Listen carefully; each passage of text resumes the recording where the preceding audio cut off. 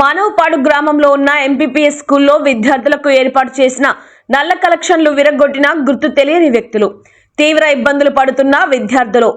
జోగులాంబ గద్వాల జిల్లా మానవపాడు మండల కేంద్రంలో ఉన్న ఎంపీపీఎస్ పాఠశాలలోని విద్యార్థులు మధ్యాహ్నం భోజనం సమయంలో నల్ల లేనందున స్కూల్ విద్యార్థులు నీటి సౌకర్యం లేక తీవ్ర ఇబ్బందులు పడుతున్నారు.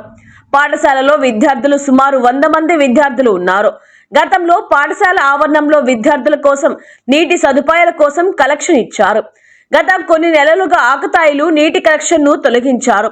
విద్యార్థులకు మధ్యాహ్నం భోజనం చేసిన తర్వాత ప్లేట్లు శుభ్రం చేసుకోవడానికి గాని మరియు తాగడానికి నీరు లేని పరిస్థితి ఏర్పడింది. మానవపాడు గ్రామంలో ఉన్న అధికారులు గాని మరియు ఎవరైనా దాతలు ముందుకు వస్తారేమో అని అటు విద్యార్థులు మరియు హెచ్ఎం వెంకటేష్ ఎదురు చూస్తున్నారు. ఈ స్కూల్ ఆవరణంలో వర్షాకాలంలో వర్షపు నీరు చేరుతుంది.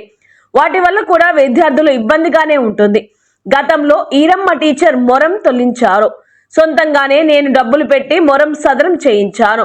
అలాగే విద్యార్థుల సౌకర్యం కోసం స్కూల్ చుట్టుముట్టు బండలు పాటించాము అని అన్నారు. అదేవిధంగా విద్యార్థులకు తాగునీరు ఉంటే కూడా బాగుంటుందని, విద్యార్థుల కోసం టీచర్లు 2 ఉంటే విద్యార్థులకు విద్యా అభ్యాసం బాగుంటుందని తెలిపారు.